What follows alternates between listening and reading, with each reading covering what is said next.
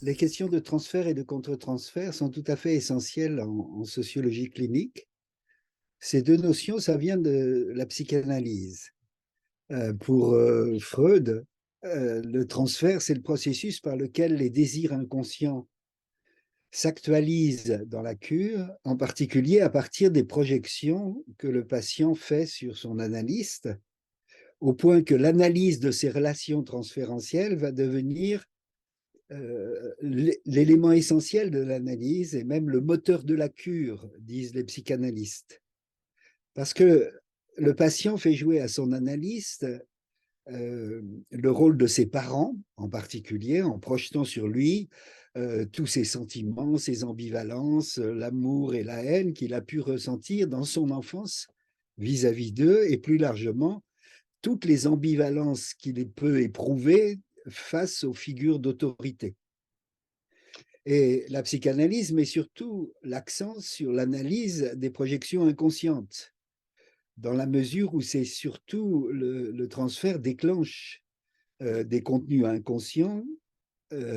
Et c'est au moment, en fait, où ils vont être dévoilés que ça se passe. C'est très intéressant parce que c'est effectivement un processus de défense, de refoulement, au moment justement où le patient va arriver à poser ces questions et aborder ces enjeux plus inconscients, que le mécanisme de transfert se met en place. Et donc, le mécanisme de transfert, du coup, c'est à la fois l'expression d'une résistance, mais son analyse est en même temps un moyen de désamorcer cette résistance.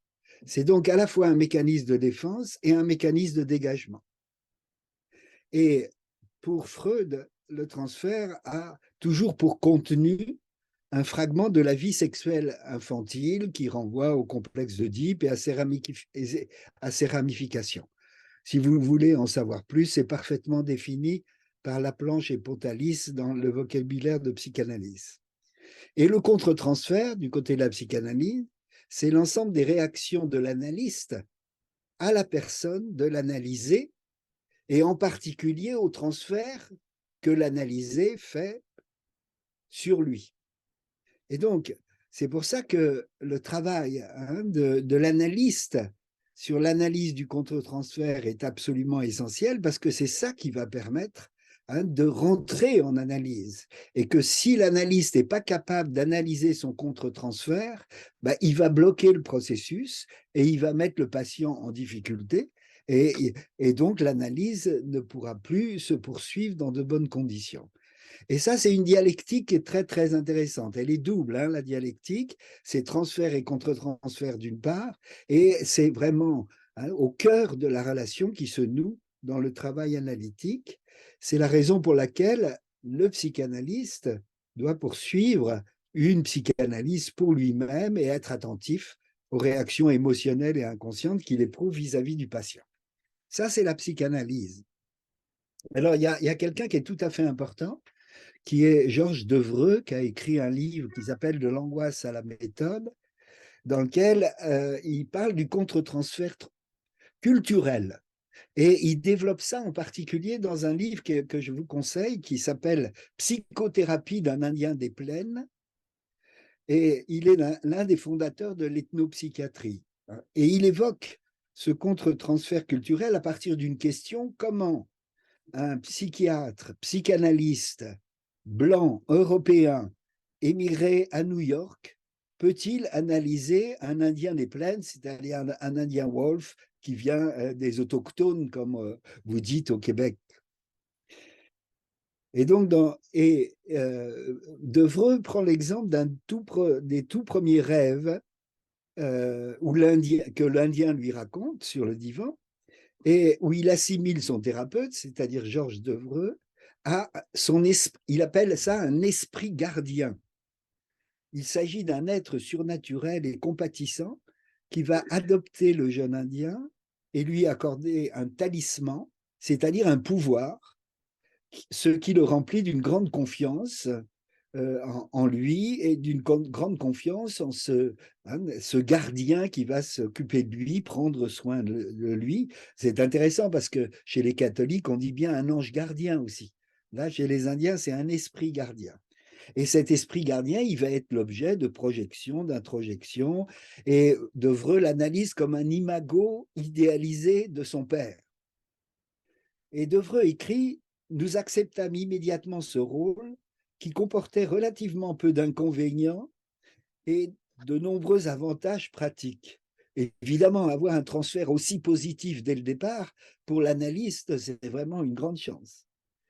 Mais Devreux ne choisit pas d'interpréter le transfert comme un transfert paternel, mais il pense que le fait que le patient ait presque d'emblée traité son thérapeute comme un esprit gardien, comme indice de la force et de l'authenticité du transfert, tant que c'est positif, l'alliance thérapeutique se met en place, et donc sans problème, du moins dans un premier temps. Mais c'est bien dans un premier temps, parce que quelques séances après, plus tard, l'Indien va commencer à raconter l'histoire d'un blanc, un fermier qu'il avait aidé et qui avait été injuste envers lui. Je ne veux pas critiquer tous les blancs, dit-il, hein, mais pointe ici un début de critique par rapport aux blancs et donc par rapport à son analyste. Et c'est là que ces enjeux de transfert et de contre-transfert vont être analysés. Mais ce qui est très intéressant pour Devreux, c'est qu'on voit bien que cette analyse du transfert, ça va amener à convoquer dans la thérapie l'histoire de la conquête et de la domination des Indiens par les Blancs et sa propre relation avec les Indiens. Et donc, Devreux n'analyse pas son contre-transfert, bien que l'idée soit présente. Et plus tard, il dira dans L'angoisse et la méthode: j'avais décrit mais non analysé mes réactions de contre-transfert. Cette omission était délibérée. Je n'avais pas encore écrit le texte définitif de ce livre, c'est-à-dire ce qu'il est en train d'écrire, c'est-à-dire l'importance d'analyser ces relations contre-transférentielles aussi dans le domaine culturel. Et donc, c'est ça qui ouvre. Et Devreux dit même, c'est le contre-transfert plutôt que le transfert qui constitue la donnée la plus cruciale de toute science du comportement, c'est-à-dire de toutes les sciences humaines et en particulier de ces relations dans le processus thérapeutique. Alors, on retrouve évidemment ça en sociologie clinique, dans les groupes d'implication et de recherche, parce qu'il y a des transferts massifs. Évidemment, il y a des transferts vis-à-vis des animateurs qui représentent des figures maternelles, des figures paternelles, donc la dimension psychanalytique est présente, mais aussi qui présentent des figures d'autorité. Et je peux vous dire, pour ne pas parler de moi-même, mais quand on est français au Québec, quand on est un homme dans un groupe où il y a une majorité de femmes, mais même une minorité d'ailleurs, quand on est professeur à l'université, qu'on écrit des livres, qu'on s'appelle De Gaulle-Jacques parce que particule y est, tout ça fait une figure de domination absolument énorme. Et évidemment que cette figure de domination, elle est l'objet de projections, d'introjections, à la fois d'envie, d'admiration, mais aussi de haine. Et je me souviens dans un groupe que je faisais, où on avait travaillé sur la généalogie, et il y a une femme qui sort et qui me regarde avec des yeux mauvais en disant: non seulement vous nous dominez depuis des siècles, mais c'est en plus grâce à vous ou à cause de vous qu'on va comprendre les contradictions dans lesquelles on est et les conflits qu'on vit par rapport à ça, et vous prétendez en plus nous dégager de ces conflits. Vous voyez, ça c'est typique d'une relation transférentielle. Et quand on est confronté à ça, alors comment le prendre, comment le mettre au travail? La première chose pour le mettre au travail, c'est de faire le travail d'abord sur soi, c'est-à-dire évidemment dans d'autres lieux et dans d'autres temps, mais je continue encore à le faire de deux façons, c'est-à-dire j'ai beaucoup travaillé sur ma propre histoire. Je raconte souvent mon histoire avec Michel Bonetti, qui était fils d'ouvrier et avec lequel on a construit les prémices de cette méthode. Et on se demandait comment deux personnes venant de milieux sociaux tellement différents pouvaient se retrouver non seulement dans une position similaire, commune, et en même temps se mettre à travailler là-dessus. C'est justement parce que par rapport à la sociologie, on se posait la question que les mécanismes de reproduction et les déterminations sociales, elles sont bien plus complexes et contradictoires. Hein, ce n'est pas des mécanismes de reproduction simples. Et il y a ce que le sujet fait de son histoire. Et donc, toute cette analyse-là, il est important que les animateurs des groupes d'implication et de recherche les fassent pour eux. C'est pour ça qu'on vous demande de participer à un nombre significatif de séminaires, mais ce n'est pas la quantité qui compte. C'est le travail que vous y faites, c'est la prise de conscience de ce en quoi vous êtes, qu'est-ce qui vous a amené à vous interroger sur ces mécanismes et ces processus, quel travail vous avez fait par rapport à ça, et de mieux comprendre les enjeux de ce que Bourdieu appelle l'incorporation des habitus, et c'est-à-dire comment on a intériorisé des façons d'être et des façons de faire en fonction de son histoire familiale, en fonction de son milieu social, en fonction de son contexte culturel, mais aussi en fonction de ses expériences de vie et toutes les expériences quand on a été confronté à la domination, à la stigmatisation, à l'humiliation, et ces sentiments qui nous habitent à certains moments d'illégitimité ou d'infériorité ou de supériorité, etc. Parce que, évidemment, c'est cette violence sociale qui est au cœur des processus qu'on essaye d'explorer et de les explorer à la fois en extériorité comme sociologue, mais de les explorer aussi en intériorité comme clinicien. Et si je prends l'exemple d'Annie Ernaux, que vous connaissez tous, et maintenant qui a le prix Nobel, je veux dire, ce qui est intéressant dans ses livres, et c'est pour ça qu'ils sont lus par tout le monde, c'est parce qu'elle donne à voir et elle analyse des processus qui nous touchent tous, plus ou moins, et c'est dans la lecture de ces romans que ça nous aide à mieux comprendre, justement, nos rapports à l'autorité, nos rapports à la domination, qu'elle soit domination sociale, domination de genre, domination coloniale, domination de race, etc. C'est-à-dire toutes les dimensions de la domination, mais aussi par rapport au rapport hiérarchique. Je pense, quand on rentre dans un travail au sein des organisations et des institutions, par exemple sur les enjeux de harcèlement dont on parle beaucoup, les enjeux de transfert et de contre-transfert sont absolument essentiels si on veut accompagner les personnes qui sont confrontées à cette violence-là, à s'en dégager. Et donc de sortir de la dénonciation pour rentrer dans la compréhension. Le transfert se fait à partir du moment où le psychanalyste joue le rôle de la personne du père ou de la mère, c'est ça, pour bien qu'il y ait transfert? Et ma deuxième question, quelle est la différence entre transfert et projection?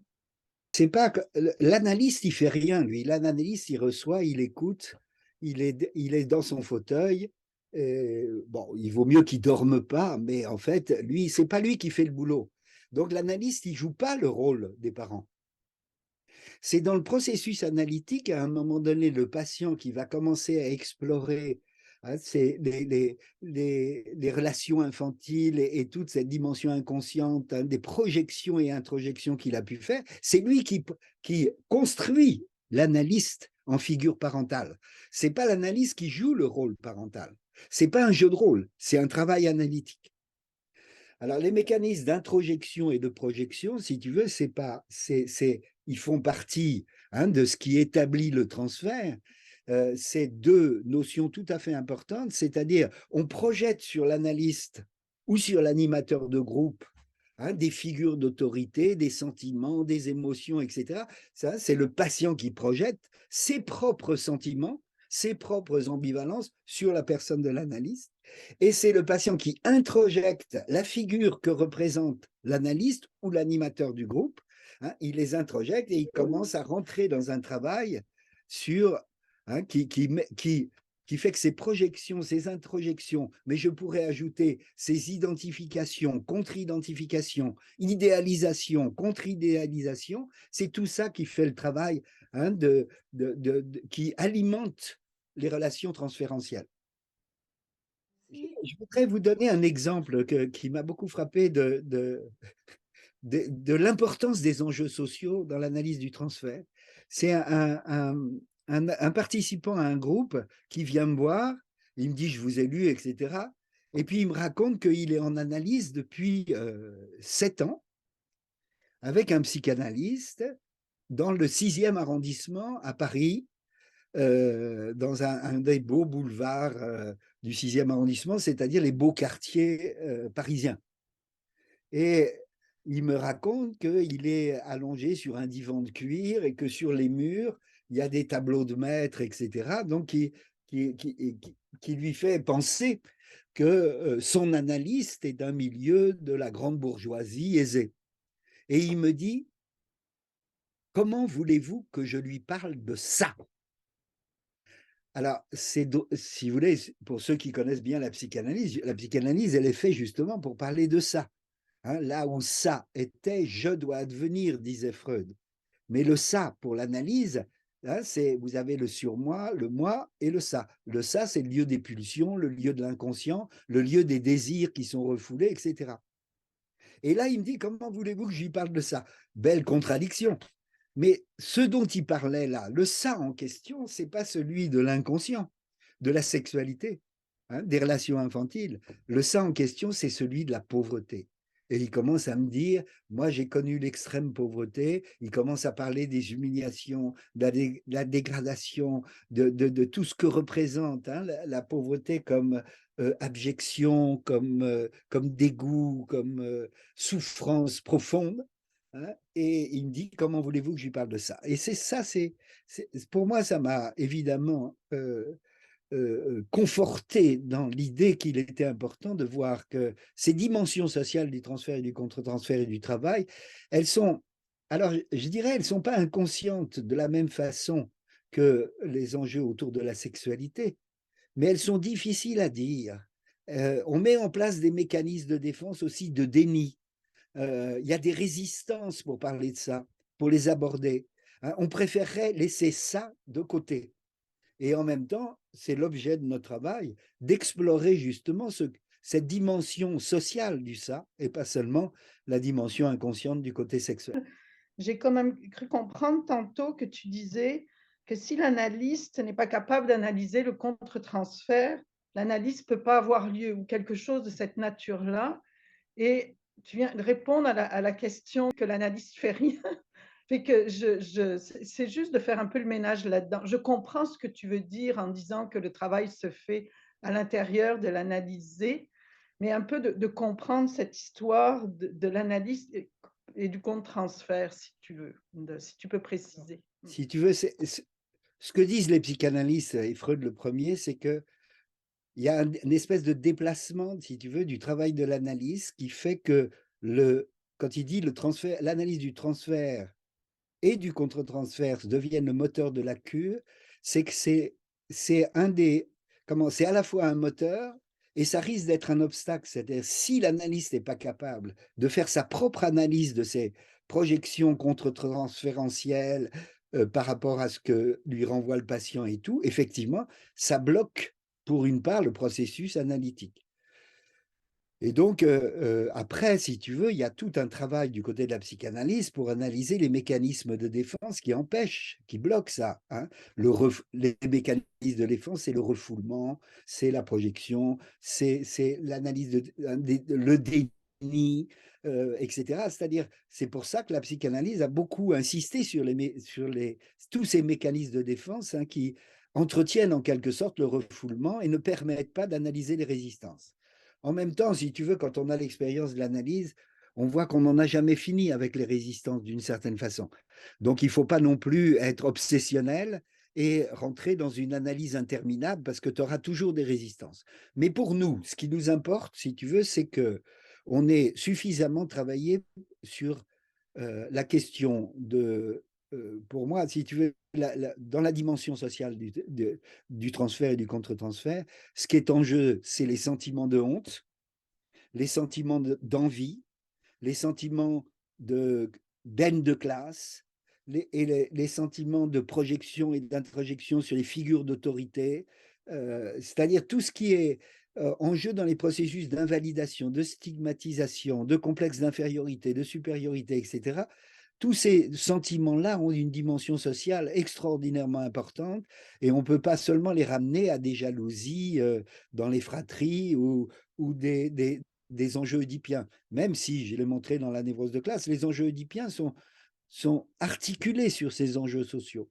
hein. Donc, ce que je vous invite, c'est effectivement à être particulièrement attentif, hein, à ces questions-là. Bon, c'est pour ça que j'ai écrit Les sources de la honte aussi. Et dans Les sources de la honte, je raconte l'histoire qui est d'un travail avec une psychanalyste, Luce Janin de Villars, par rapport à un patient qu'elle a, Max, et où elle se rend compte en fait que il souffre d'éjaculation précoce et il souffre euh, avec son petit robinet, dit-il. Et donc, elle fait l'analyse de cette dimension sexuelle. Et puis, tout d'un coup, elle sent bien que ça bloque, quoi. Et on se rend compte, on travaille ensemble et elle se rend compte que ça bloque parce qu'elle n'entendait pas du tout la dimension sociale. C'était un cadre supérieur qui venait d'une famille très très pauvre et à un moment donné, il l'insulte en lui disant que c'est une sale bourgeoise qui se nourrit et qui vit sur l'exploitation de ces pauvres névrosés qui sont en même temps des pauvres fils du peuple et qui ne comprend rien à tout ça, etc. Et là, elle comprend qu'effectivement, elle ne comprend pas. C'est-à-dire, et c'est en travaillant ensemble, et elle le décrit très bien dans le livre La part de social en nous, où elle décrit comment cette compréhension des enjeux sociaux a débloqué le processus analytique, elle comme psychanalyste. Et donc ça va dans les deux sens, hein. Si ça va dans les deux sens, c'est parce que les psychanalystes ont intégré cette écoute des enjeux sociaux, du transfert, de la honte, de la pauvreté, de la domination. Mais nous aussi, les sociologues cliniciens, on a à comprendre que si ce que j'ai appelé la névrose de classe, si elle est si intense, et j'en avais beaucoup parlé avec Annie Ernaux, si la honte est aussi intense pour Annie Ernaux, c'est que c'est pas seulement à cause des rapports de domination, et c'est aussi parce que il y a, elle, dans son histoire, des scènes dont elle raconte une en particulier dans son livre sur la honte, qui la rend particulièrement sensible à cette violence-là, parce qu'elle vient s'étayer, s'articuler sur des violences plus psychiques, hein, et plus inconscientes et qui renvoient vraisemblablement à des expériences plus infantiles. Et c'est cette articulation-là qui est importante, hein. Ce n'est pas d'opposer l'un à l'autre, c'est de comprendre comment on peut les articuler. Puis il y a un beau livre sur l'éducation qui a été fait ici par un prof de littérature à l'université. Il a écrit, entre autres, sur le phénomène des relations amoureuses entre un prof et une étudiante. Souvent, c'est dans cet ordre-là. Je trouve que c'est un bel exemple de transfert et de contre-transfert. Puis tu peux me corriger là, si je le comprends mal. Mais l'étudiante projette cette figure d'autorité, son idéal amoureux, etc., qui est relié à son désir d'écrire et tout ça. Et le prof qui tombe amoureux, qui rentre dans une relation amoureuse avec une étudiante, brise son idéal pour y mettre son ego à lui à la place et créer une relation qui va tordre l'intention de cette personne-là. Parce que le passage à l'acte entre un analyste et son patient, un animateur de groupe et un ou une participante, tu sais que j'ai l'expérience que ça fonctionne dans tous les sens, hein. Même hétéro, homo et toutes les catégories intermédiaires. Je Ah dis, oui, tout est possible dans absolument. ce registre-là. Donc, c'est surtout quand il y a un désir de passer à l'acte, de se mettre vraiment au travail et de se dire qu'est-ce qui se passe, quoi.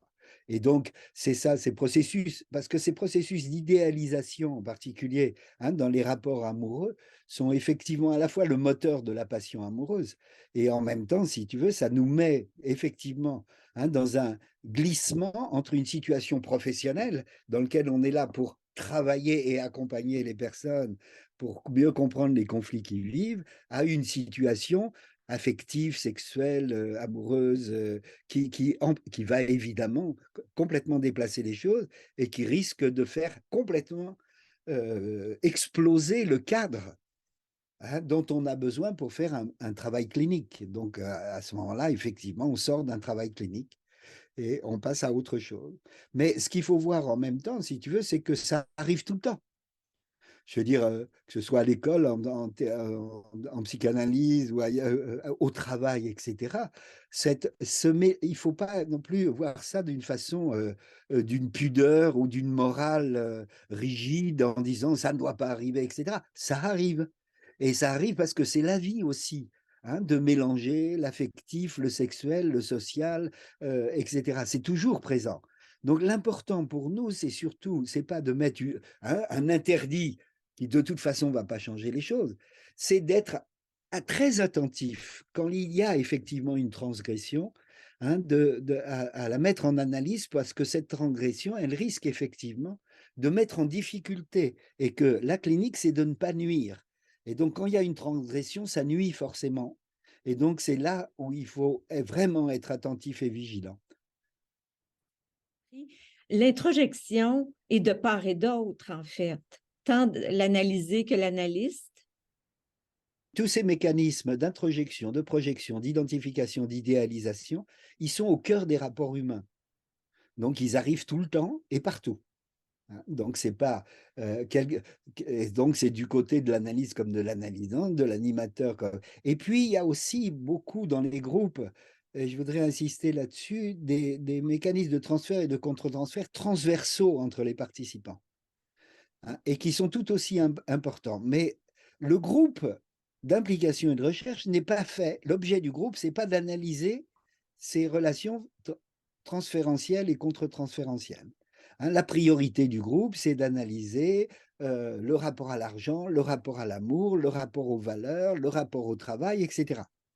Mais on doit être attentif à ces relations transférentielles quand on a le sentiment qu'elles viennent empêcher le travail de se faire. Hein. Donc l'objet du groupe, c'est pas d'analyser ça, mais c'est simplement d'observer ça pour pouvoir éventuellement les décrire, les analyser, les mettre à jour, mais surtout d'être attentif quand elles deviennent tellement massives qu'elles vont empêcher le travail de se poursuivre. Mais effectivement, ces relations transférentielles et contre-transférentielles, c'est toute la vie sociale en même temps. C'est au cœur du lien, au cœur des relations sociales et au cœur des rapports sociaux.